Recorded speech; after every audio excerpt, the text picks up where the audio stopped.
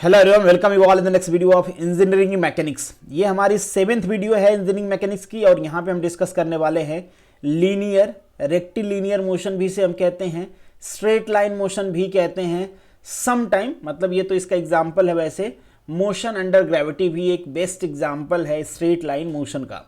तो यहाँ पे इसको हम डिटेल में डिस्कस करेंगे। आप में से काफ़ी सारे लोगों का मुझे मैसेज आ रहा था कि एक तो रेक्टिलीनियर, एक कर्वीलीनियर का पोर्शन में जल्दी खत्म करूं, दूसरा वाइब्रेशन का पोर्शन भी कराना है, क्योंकि आप में से काफ़ी सारे लोग कह रहे हैं वाइब्रेशन में उनको प्रॉब्लम हो रही है।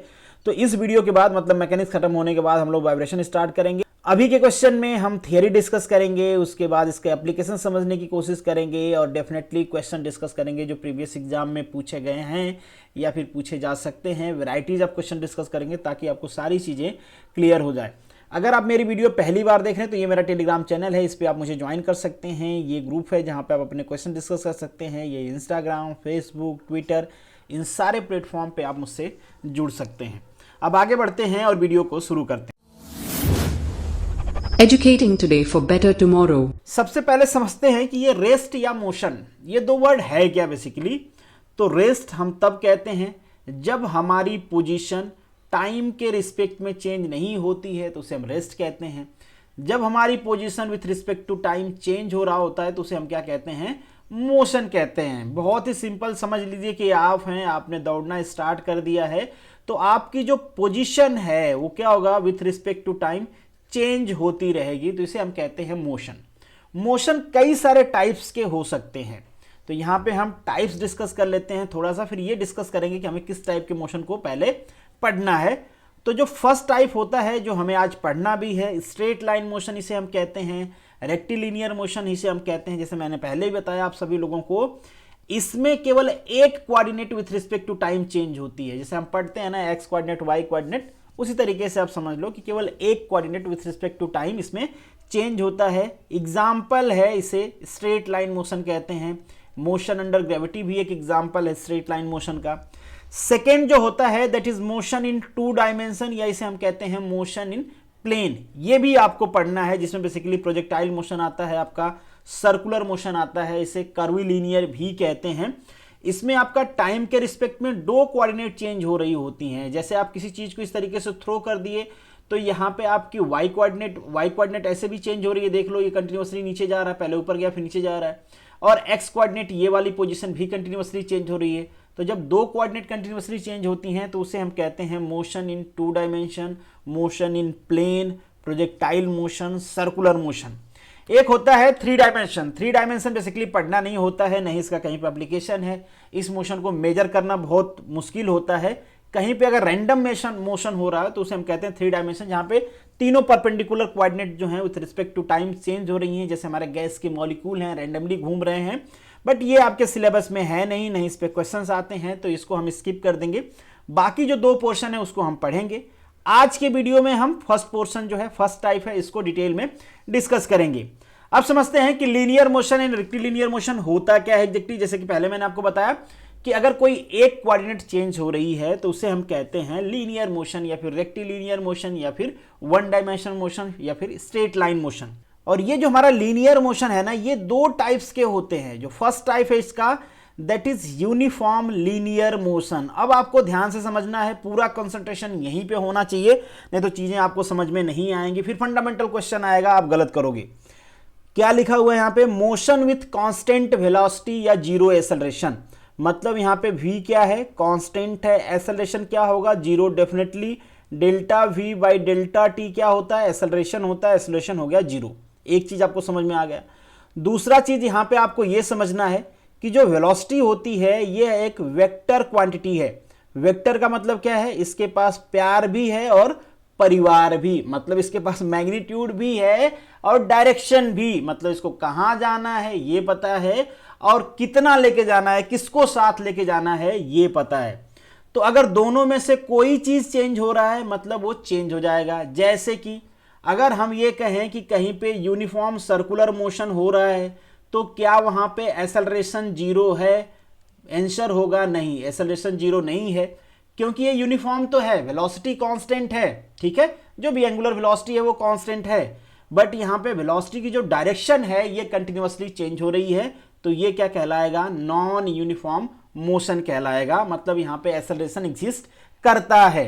बट यूनिफॉर्म मोशन में आपका एक्सेलरेशन एग्जिस्ट नहीं करता। यहां से एक कंक्लूजन और भी निकलता है, थर्ड नंबर का कंक्लूजन, कि ये समझ लो आप कि अगर कोई यूनिफॉर्म लीनियर मोशन हो रहा है कहीं पे, तो वो कंपलसरी स्ट्रेट लाइन मोशन ही होगा, क्योंकि स्ट्रेट लाइन मोशन में ही डायरेक्शन नहीं चेंज हो सकती है।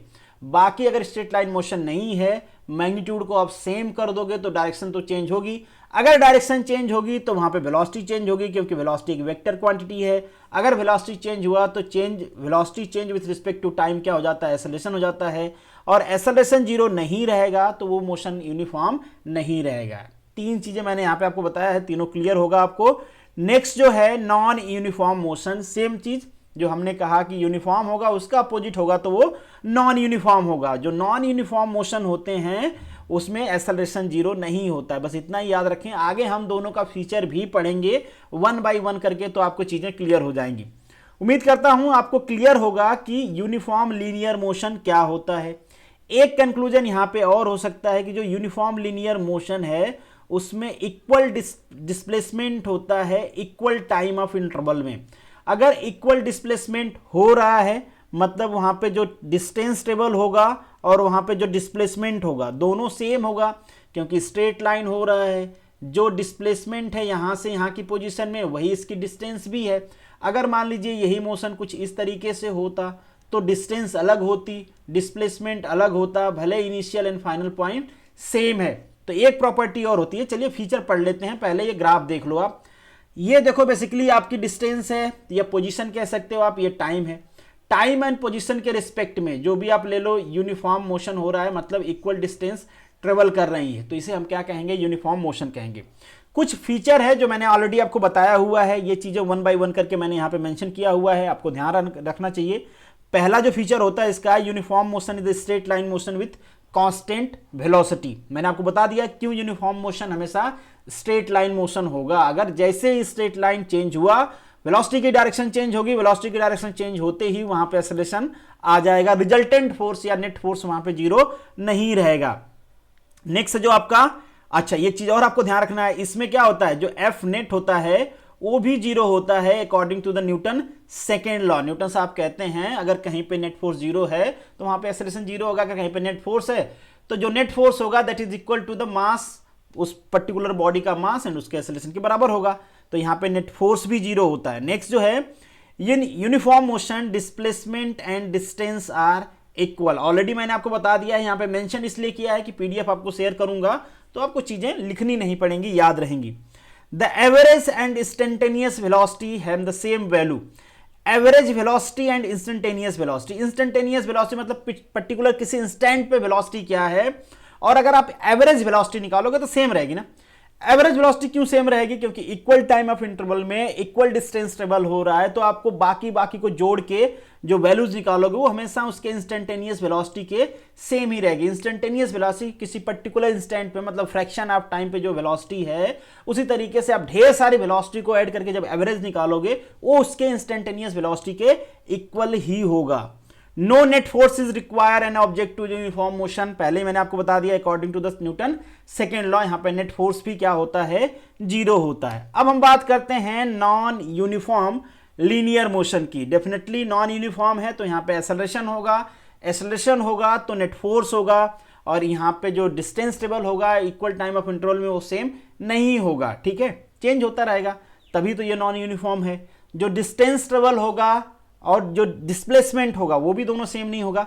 कुछ इस टाइप का ग्राफ बनता है, देखो अब ये हमेशा नहीं कैसे रहे, ये ऐसे जिग जैग भी हो सकता है, ठीक है। तो जहां पे भी अगर ये चेंज हो रहा है आपका displacement with respect to time, वो इक्वल नहीं है, वो क्या होगा, नॉन लीनियर मोशन होगा। नॉन लीनियर मोशन का भी थोड़ा सा फीचर देख लो आप।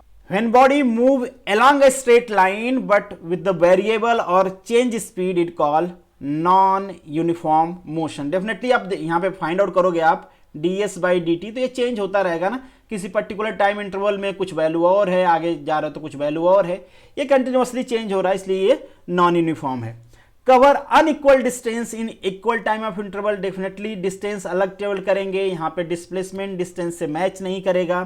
एक्सेलरेशन नॉन जीरो होगा, डेफिनेटली एक्सेलरेशन नॉन जीरो तो नेट फोर्स भी आएगा, और डिस्टेंस टाइम ग्राफ आपको कर्व मिलेगा, स्ट्रेट लाइन नहीं मिलेगा। तो ये हो गया आपका लीनियर मोशन विथ यूनिफॉर्म, मतलब uniform linear motion and non uniform linear motion.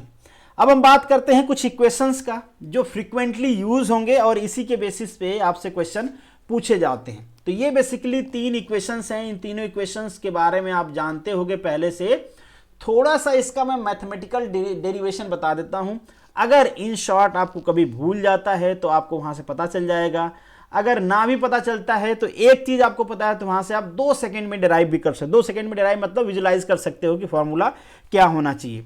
हम सभी ने अभी पढ़ा कि जो एक्सेलरेशन होता है that is change in velocity divided by change in time. तो ये हम अब इसको क्या करते हैं, सिंपल इंटीग्रेशन फाइंड आउट करते हैं। इसको हम यहाँ पे मैथ से प्रूव करेंगे, दूसरे फंडा भी होते हैं प्रूव करने का, बट डेफिनेटली हम मैथ से कर लेते हैं क्योंकि हमको वो सब नहीं जानना, वो ऑलरेडी आपने फिजिक्स में पढ़ा हुआ। तो ये क्या हो जाएगा, डेल्टा वी हमने लिख दिया, डेल्टा वी इक्वल टू क्या हो जाएगा, ए डेल्टा टी। इसको हम एक बार इंटीग्रेट कर देते हैं।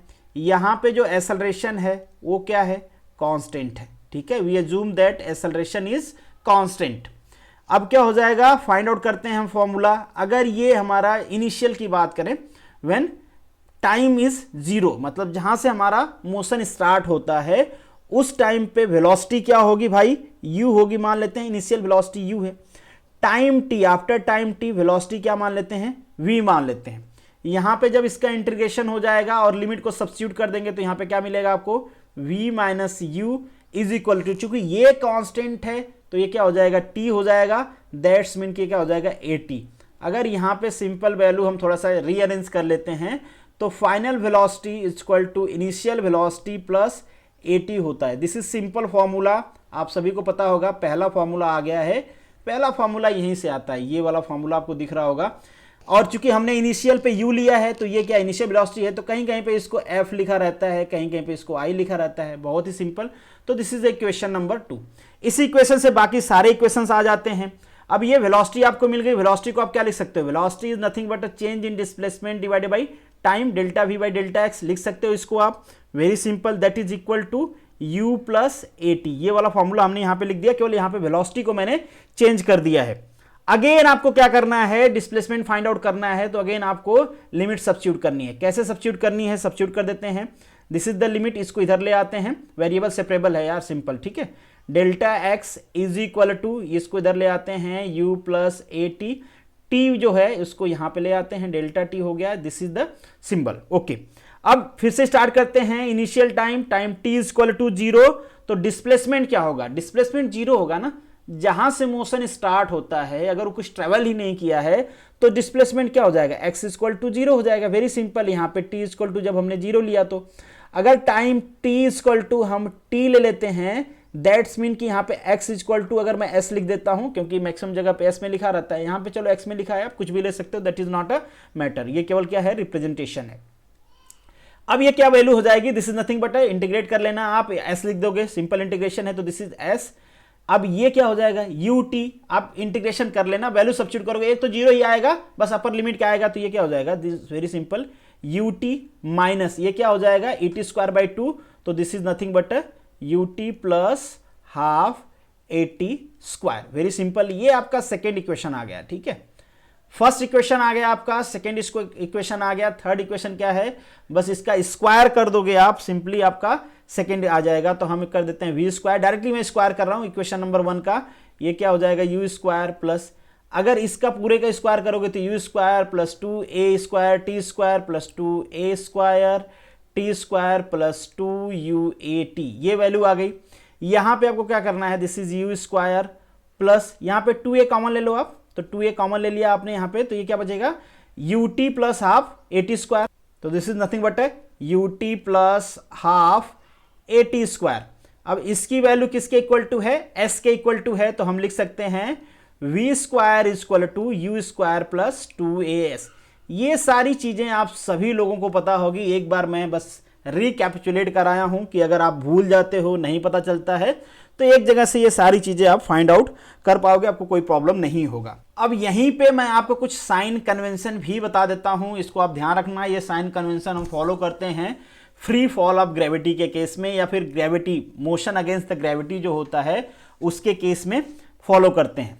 तो यहाँ पे सिंपल हम ये एज्यूम कर लेते हैं कि जो हमारी वाई एक्सिस है, अगर हम पॉजिटिव वाई एक्सिस में जा रहे हैं तो उसको पॉजिटिव लेंगे, ठीक है। अगर वाई पॉजिटिव है, पॉजिटिव वाई एक्सिस है, तो वहाँ पे हम सारी वैल्यू क्या लेंगे, पॉजिटिव लेंगे, मतलब यू वी का वैल्यू क्या लेंगे, पॉजिटिव लेंगे। एक्स की वैल्यू मतलब डिस्टेंस, डिस्प्लेसमेंट, ये सारा क्या लेंगे, पॉजिटिव लेंगे। अगर यहाँ पे हम डाउनवर्ड जा रहे हैं, डाउनवर्ड मतलब नेगेटिव वाई एक्सिस में जा रहे हैं, तो सारी वैल्यू क्या लेंगे, नेगेटिव लेंगे।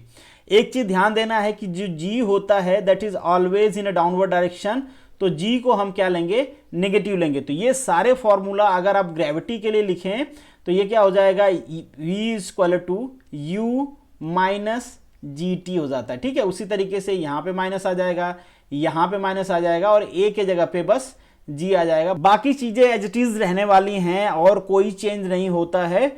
एक चीज और आपको ध्यान देना है कि अगर मोशन अपवर्ड डायरेक्शन में होगा तो हम h को भी पॉजिटिव लेंगे, v को भी पॉजिटिव लेंगे, मतलब वेलोसिटी को भी पॉजिटिव लेंगे।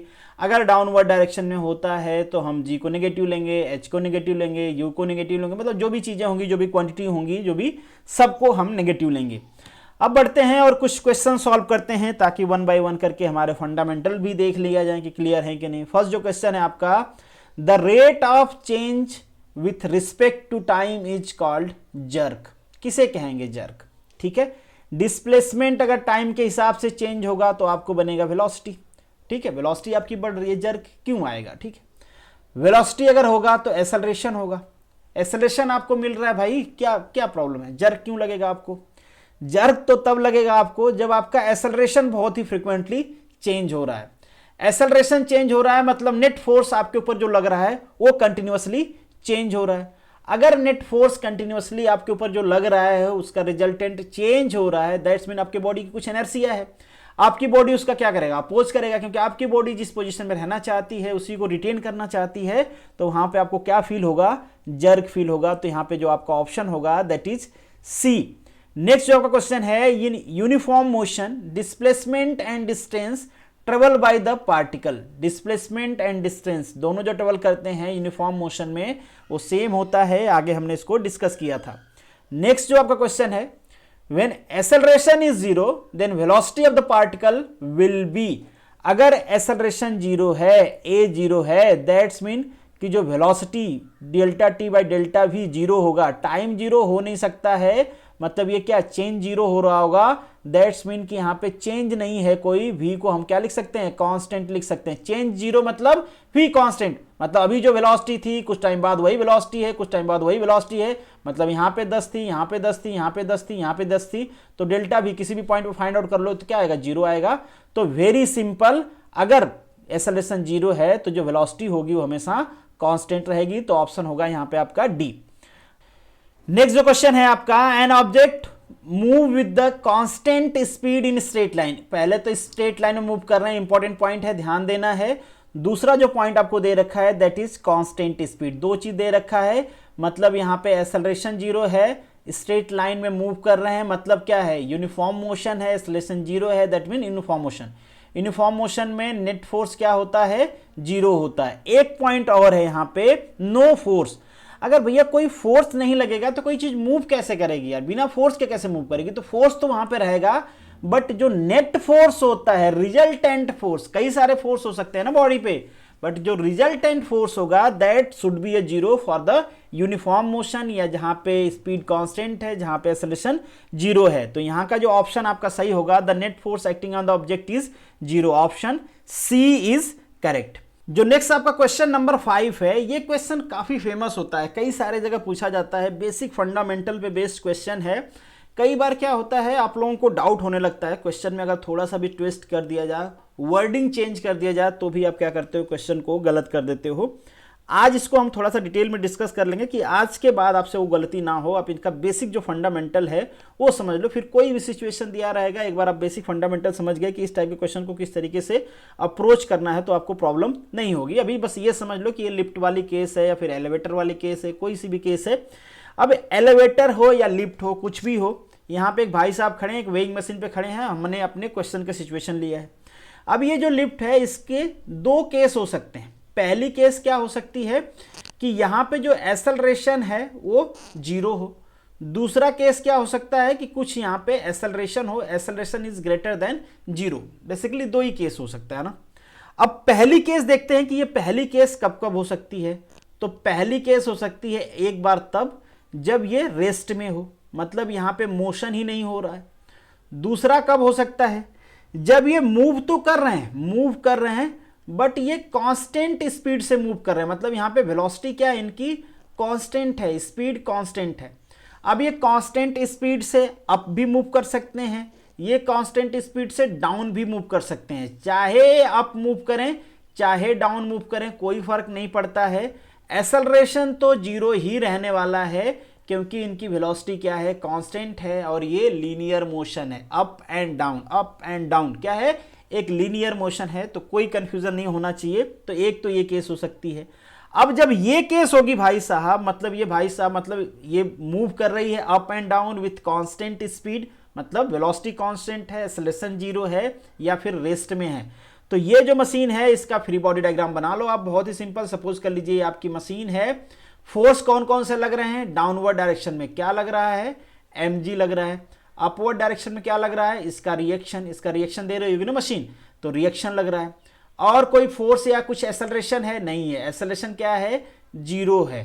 तो हम according to the Newton second law हम क्या कहते हैं, जो रिजल्टेंट फोर्स होगा, दैट्स मीन कि R माइनस mg, जो भी आपको करना है कर लो, कोई प्रॉब्लम नहीं होगा, mg माइनस r कर लो, r माइनस mg कर लो, whatever that is equal to क्या होगा, रिजल्टेंट मतलब इसके मास इंटू एक्सेलरेशन के, तो मास तो m ले लेते हैं, एक्सेलरेशन 0 है तो फाइनली ये 0 ही होने वाला है। तो यहाँ पे r इक्वल टू mg आ जाएगा। अब r यहाँ पे क्या है, रिएक्शन है, जितना रिएक्शन यहाँ पे मिलेगा ये मशीन उतना ही मेजर करेगी। रिएक्शन कितना मिल रहा है, mg के इक्वल मिल रहा है। तो 3 केस हैं, ध्यान रख लें। जब भी एक्सेलरेशन 0 होगा वो रेस्ट में होगी, या फिर अप मूव कर रहे होंगे कांस्टेंट स्पीड से, या फिर डाउन मूव कर रही होगी, आपकी लिफ्ट कांस्टेंट स्पीड थे। उस केस में जो वेइंग मशीन होगी वही वेट मेजर करेगी जो आपका एक्चुअल वेट होगा। तो वहां पे जो वेट होगा उसमें कोई डिफरेंस नहीं आएगा। फर्स्ट केस हमने देख लिया है। अब सेकेंड केस है ना, इसमें 2 केस बनेगा बेसिकली। पहला केस कि ये अगर अप जाते हैं तो क्या होगा, दूसरा केस अगर लिफ्ट डाउन जाती है तब क्या होगा। तो पहले हम केस डिस्कस करते हैं कि जब वो अप मूव कर रहे होंगे विथ एक्सेलरेशन, यहां पे एक्सेलरेशन 0 नहीं है, कुछ एक्सेलरेशन है, तो क्या होगा। अगेन बहुत ही सिंपल है, ऐसा नहीं कि बहुत रॉकेट साइंस है ये। नीचे क्या लग रहा होगा बताइए आप, नीचे mg लग रहा होगा, यहां पे अपवर्ड डायरेक्शन में क्या लग रहा होगा, R2 ले लेते हैं, इसको R1 ले लेते हैं ताकि पहली केस दूसरी केस आपको याद रहेगी। तो इसको R2 ले लेते हैं, ये R1 है, जब एक्सेलरेशन 0 है उसकी केस है। चूंकि ये अपवर्ड डायरेक्शन में मूव कर रहे हैं विथ एक्सेलरेशन, तो एक अपवर्ड डायरेक्शन में यहां पे एक्सेलरेशन भी रहेगा। According to the Newton second law, Newton साहब कहते हैं कि जो रिजल्टेंट फोर्स होगा उसके मास एंड एक्सेलरेशन के बराबर होगा। ठीक है, तो यहां पे रिजल्टेंट ये अपवर्ड डायरेक्शन में मूव कर रहे हैं, तो हम अपवर्ड फोर्स को ज्यादा ले लेते हैं। तो R2 माइनस क्या हो जाएगा, mg इज इक्वल टू क्या हो जाएगा, दिस इज मास आपका a। ठीक है, तो ये मास इंटू एक्सेलरेशन। यहां पे R2 इक्वल टू क्या हो जाएगा, that is ma plus mg, very simple. R2 equal to आपको क्या मिल गया, अगर आप कॉमन ले लेते हो तो a प्लस g। ध्यान देना इस पे, यहां पे R क्या है, रिएक्शन है। ये वही रिएक्शन है जो वेइंग मशीन आपका मेजर करेगी। बहुत ही सिंपल, जो A है ग्रेटर देन 0 है, कहां हमने यहां पे ग्रेटर देन 0 लिया है, G की वैल्यू एज इट इज रहने वाली है। जब A ग्रेटर देन 0 है तो ये पूरी वैल्यू क्या हो गई, mg से ज्यादा ही होगी। A नेगेटिव रहता तब तो कम होता, तो ये पूरी वैल्यू ज्यादा होगी। दैट्स मीन कि जब भी लिफ्ट अपवर्ड डायरेक्शन में मूव करेगी विथ एक्सेलरेशन, कांस्टेंट मूव करेगी तो सेम रहेगा। अगर उसका कुछ एक्सेलरेशन है, एक्सेलरेशन कब आ सकता है, जब वेलोसिटी उसकी चेंज हो रही है। तो अगर आपके क्वेश्चन में ये भी दिया गया हो कि विथ इंक्रीजिंग वेलोसिटी, ठीक है, तो भी क्या होगा, वहां पे एक्सेलरेशन होगा, और उस टाइम पे आपकी वेइंग मशीन आपके एक्चुअल वेट से ज्यादा मेजर करेगी। बहुत ही सिंपल, तो R2 की वैल्यू क्या होगी, ग्रेटर देन mg होगी, मतलब जो मेजरमेंट होगा आपके वेट से ज्यादा होगा। केस समझ में आ गया। थर्ड केस ले लेते हैं। थर्ड केस भी सिंपल सी है। अब हमारा क्या हो रहा है, लिफ्ट डाउनवर्ड डायरेक्शन में मूव कर रही है। अगेन डाउनवर्ड डायरेक्शन में क्या लगेगा mg, अपवर्ड डायरेक्शन में क्या लगेगा r, रिएक्शन। ये तो वेट हो गया, डाउनवर्ड डायरेक्शन में लगेगा, रिएक्शन अपवर्ड डायरेक्शन में लगेगा, जितना रिएक्शन लगेगा उतना ही ये मेजर करेगा। एक्सेलरेशन, रिजल्टेंट एक्सेलरेशन किधर है, डाउनवर्ड लिफ्ट आपकी मूव कर रही है तो डाउनवर्ड है, इसको r3 ले लेते हैं। अगेन आपको फोर्स बैलेंस करना है न्यूटन साहब के हिसाब से, क्या हो जाएगा भाई, mg minus r3 is equal to ma, very simple. यहां पे r3 इक्वल टू क्या हो जाएगा, m कॉमन हो गया, g माइनस ये हो गया। यहां पे आपको दिख रहा होगा कि g में से कुछ क्वांटिटी माइनस किया गया है, कितनी क्वांटिटी, कुछ पॉजिटिव क्वांटिटी, जीरो से बड़ी क्वांटिटी, मतलब g की वैल्यू घट जाएगी। जब g की वैल्यू घट जाएगी तो ये mg की वैल्यू भी क्या हो जाएगी, कम हो जाएगी। तो जब लिफ्ट डाउनवर्ड डायरेक्शन में मूव कर रहा होगा तो जो रिएक्शन होगा आपके mg से कम होगा, मतलब जो वेइंग मशीन है आपके एक्चुअल वेट से कम मेजर करेगी। सिंपल, यही तीन केस हो सकती है, ये तीनों केस मैंने आपको बता दिया। कभी कभी इसी क्वेश्चन को चेंज करके यहां पे टेंशन पूछ लेता है, तो बस वेइंग मशीन वाली चीज आप सब टेंशन पे लगा देना, कोई प्रॉब्लम नहीं होगी, सारी चीजें सेम रहेगी। पूछ लेता है कि जो यहाँ पे केबल लगा हुआ है उसमें टेंशन कब कम होगा, कब ज्यादा होगा, अगर अपवर्ड जा रही है, डाउनवर्ड जा रही है, वेलोसिटी चेंज हो रही है, एक्सेलरेशन चेंज हो रहा है, इस टाइप से घुमा फिरा के ये क्वेश्चन पूछते हैं। बट उम्मीद करता हूं आप इसको कर पाओगे।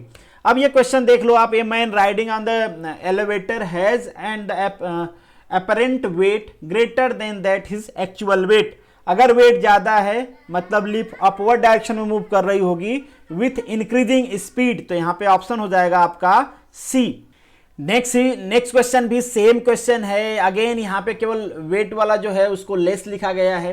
सिमिलर क्वेश्चन है, बस लैंग्वेज चेंज किया गया है। मतलब आपकी लिफ्ट क्या हो गए, डाउनवर्ड डायरेक्शन में मूव कर रहा होगा, मतलब रिजल्टेंट एक्सेलरेशन डाउनवर्ड डायरेक्शन में होगा, तो वेट क्या कम मूव, आपका वेट जो होगा मेजरमेंट वो कम होगा, तो यहां पे आपका ऑप्शन हो जाएगा डी।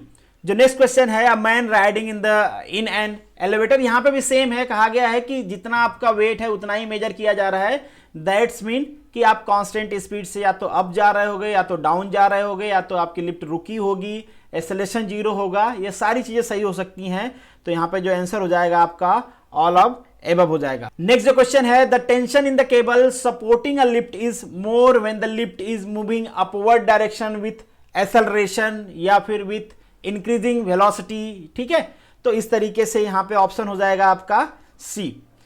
जो आपका नेक्स्ट क्वेश्चन है, अगेन ये कैलकुलेटिंग क्वेश्चन है थोड़ा सा, तो कभी कभी इस टाइप के क्वेश्चन भी पूछे जाते हैं। तो आपको सारे जितने भी कैटेगरी के क्वेश्चन बन सकते हैं सारे प्रैक्टिस कर लेने हैं, ताकि उस टाइप के क्वेश्चन आए तो आपको प्रॉब्लम ना हो, या फिर वहां पे एग्जाम में टाइम लगाने से अच्छा है कि अगर बाहर आप प्रैक्टिस किए रहोगे तो एग्जाम में कम टाइम में इस टाइप के क्वेश्चन आप सॉल्व कर पाओगे, गलती के चांसेस भी कम होते हैं।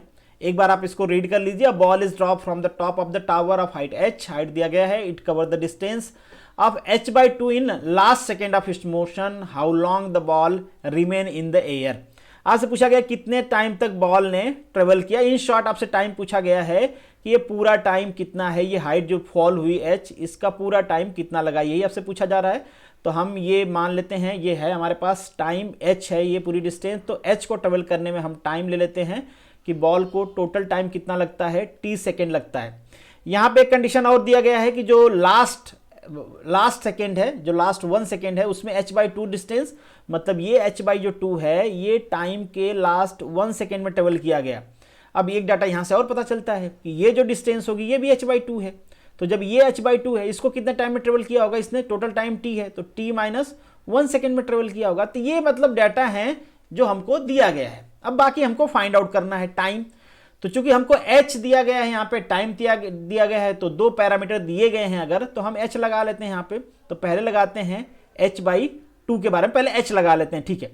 तो पूरे के लिए लिख लेते हैं, तो सेम फॉर्मूला हम लिख लेते हैं। तो माइनस h इक्वल टू क्या हो जाएगा, ये minus ut minus half g/t²। चूंकि ये जीरो है, इनिशियल वेलोसिटी सिंपली ड्रॉप किया गया है ऊपर से, माइनस इसलिए लिखा है क्योंकि नीचे नेगेटिव वाई कोऑर्डिनेट में मूव कर रहे हैं सारी चीजें, ठीक है। तो यहाँ पे h इक्वल टू आपको फाइनली मिल गया half g/t²। This is equation number 1। अब h/2 डिस्टेंस है, इसके लिए भी लिख लेते हैं। तो क्या हो जाएगा h/2 डिस्टेंस के लिए, h/2 डिस्टेंस अगेन ये नेगेटिव लिखना है, मैं भूल भी जाऊं कहीं तो आप लोग लिख लेना। ये क्या हो जाएगा u, और t के जगह पे हमको क्या लिखना है, अब t-1 सेकेंड। ये वाली डिस्टेंस कितने में इन्होंने ट्रेवल किया होगा, t-1 सेकेंड। अब आप कहोगे कि यार यहां के लिए मैं क्यों नहीं लगा रहा हूं, यहां पे तो दिया हुआ है। देखिए यहां के लिए इसलिए नहीं लगा रहा हूं मैं क्योंकि यहाँ की हमको इनिशियल कंडीशन नहीं पता है। यहाँ की हमको इनिशियल कंडीशन पता है कि वेलोसिटी 0 है, बट यहाँ की वेलोसिटी हमको फाइंड आउट करनी पड़ेगी। तो एक इक्वेशन हमको और ऐड करना पड़ेगा, कैलकुलेशन हमारा बढ़ेगा। तो जहाँ की कंडीशन हमको पता है वहीं की लगा लेते हैं, क्यों फालतू में अपना कैलकुलेशन और दिमाग खराब करें। ठीक है, तो 1/2 हो जाएगा, this is G T, again t-1 का स्क्वायर, वेरी सिंपल। ये तो अगेन 0 हो जाएगा, कोई प्रॉब्लम वाली बात नहीं है, ये नेगेटिव नेगेटिव कैंसिल आउट हो जाएंगे। तो h इज इक्वल टू क्या हो जाएगा, h लिख देता हूं मैं डायरेक्टली, क्योंकि यहाँ पे भी h की वैल्यू हमको पता है, तो हम कंपैरिजन कर लेंगे इसका। तो दिस इज h हो जाएगा, ये 10 रख देता हूं, तो ये क्या हो जाएगा 2, या फिर 1/2 से 1/2 कैंसिल आउट हो जाएगा। तो दिस इज 10 t-1 का स्क्वायर, दिस इक्वेशन नंबर 2।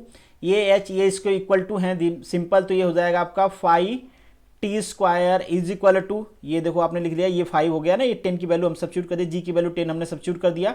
तो this is equal to 10t-1 का square, this is equation number 3। अब यहाँ पे सिंपल जब इसको आप सॉल्व कर लोगे तो आपको एक क्वाड्रिक इक्वेशन मिल जाएगा, that is t square minus 4t plus 2, बहुत ही सिंपल।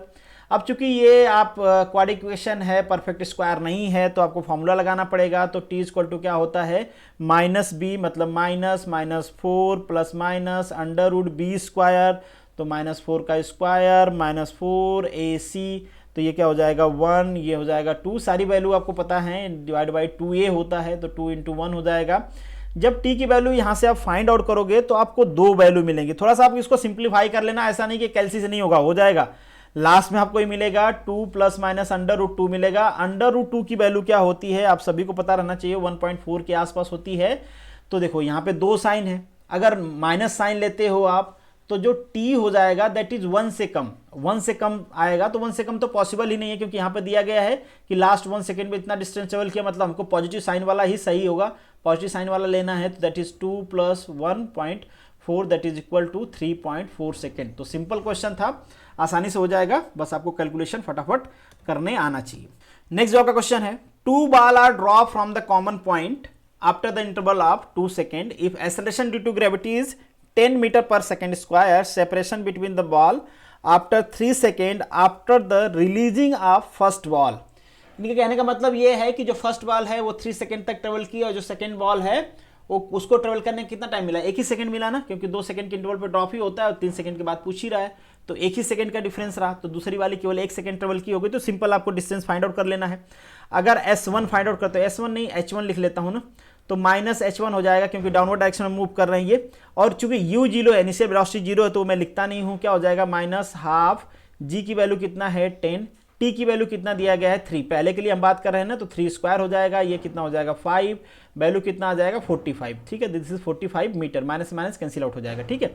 तो हमें पहली डिस्टेंस पता चल गई।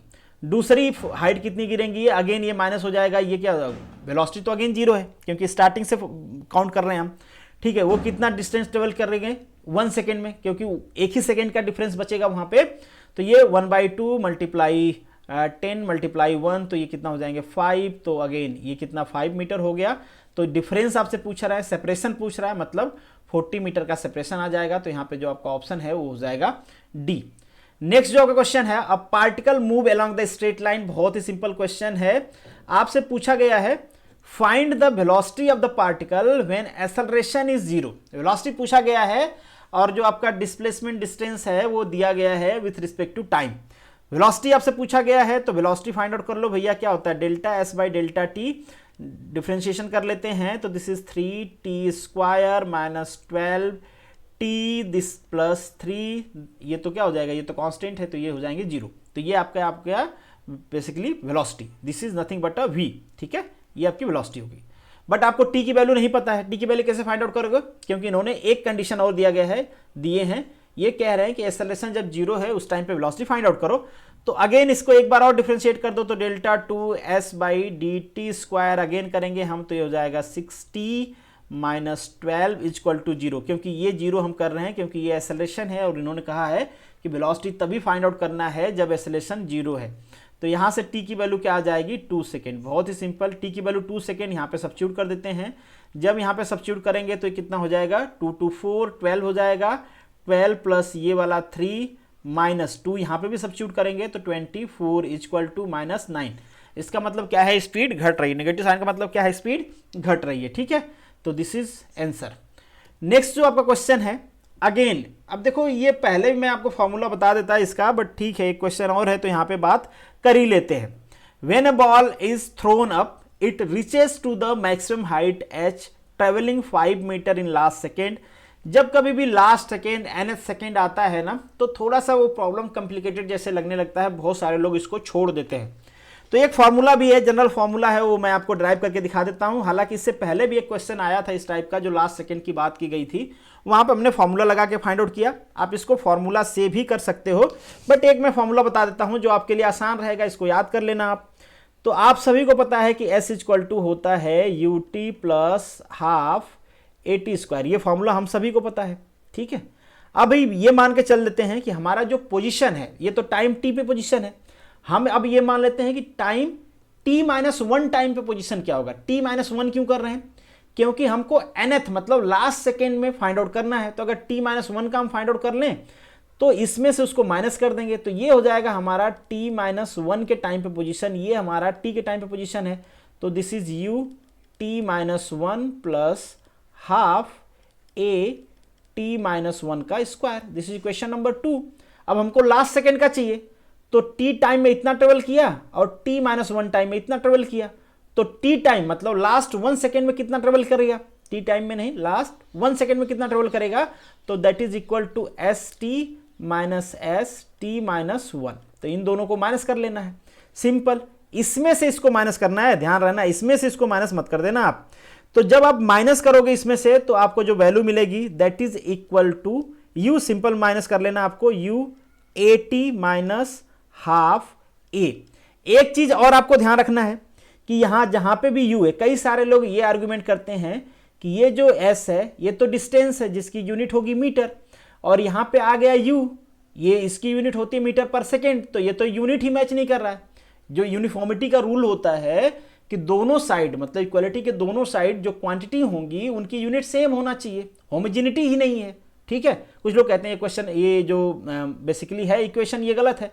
गलत नहीं भैया, हमने कुछ छोड़ दिया है। क्या छोड़ दिया? देखो, ये ut होता जो कैंसिल आउट हुआ है, और ये u1 होता, ये 1 सेकेंड है, तो यहाँ पे 1 सेकेंड आप लिख सकते हो। इसकी जो यूनिट है s मतलब टाइम, वो तो यहाँ पे रहेगी ही, कोई प्रॉब्लम नहीं है, s से कैंसिल आउट हो जाएगा, मीटर बचा केवल। तो ये आर्ग्यूमेंट आपको ध्यान रखना है। अगर कोई कहता है ऐसे, तो हमने 1 को यहाँ पे हटा दिया, क्योंकि 1 मैग्नीट्यूड है, जब मैग्नीट्यूड कोई वैल्यू होती नहीं उसकी, तो डायरेक्टली मैंने ये फॉर्मूला लिख दिया है। अब अगर ये फाइंड आउट करना चाहो आप कि Sn मतलब लास्ट टाइम में उसने कितना डिस्टेंस ट्रेवल किया, तो यहाँ पे ये u हो जाएगा। हमने कॉमन क्या ले लिया है, a/2 कॉमन ले लेते हैं यहाँ पे, तो ये क्या बचेगा 2t-1। तो ये एक फार्मूला होता है, ये फार्मूला भी याद रखना। तो जहां पे भी लास्ट सेकेंड की बात आएगी ना, वहां पे इस फार्मूले को अप्लाई कर दोगे, आपको वैल्यू पता चल जाएगी। तो बस सब्स्टिट्यूट कर देते हैं आप। s की जगह पे क्या दिया गया है 5 मीटर, ठीक है। अपवर्ड डायरेक्शन में थ्रो किया गया है, पॉजिटिव लेते हैं क्योंकि y कोऑर्डिनेट क्या होगा, अपवर्ड डायरेक्शन में पॉजिटिव हो रहा है, u भी क्या होगा, पॉजिटिव होगा, कोई प्रॉब्लम नहीं है। बट जो a होगा यहाँ पे g है, g हमेशा क्या रहता है, नेगेटिव रहता है, क्योंकि वो डाउनवर्ड डायरेक्शन में ही रहता है हमेशा, तो ये नेगेटिव हो गया। 2 टाइम कितना है 1 माइनस 1, वेरी सिंपल, तो ये 1 हो जाएगा, और ये वैल्यू आपको मिल गई 5, ये क्या हो जाएगा, इधर आ जाएगा 5, दिस इज u। तो u इक्वल टू आपको यहाँ से क्या मिल जाएगा, u इक्वल टू मिल जाएगा 10 मीटर पर सेकेंड। हालांकि मैंने यहाँ पे ऑप्शन नहीं दिया है, but nevertheless this is the end of this video. उम्मीद करता हूँ लेक्चर आपको पसंद आया होगा। पसंद आया है तो लाइक जरूर करिएगा, औरों के साथ शेयर करते रहिए। मिलेंगे नेक्स्ट वीडियो में, तब तक के लिए आप सभी लोगों को all the best, good luck.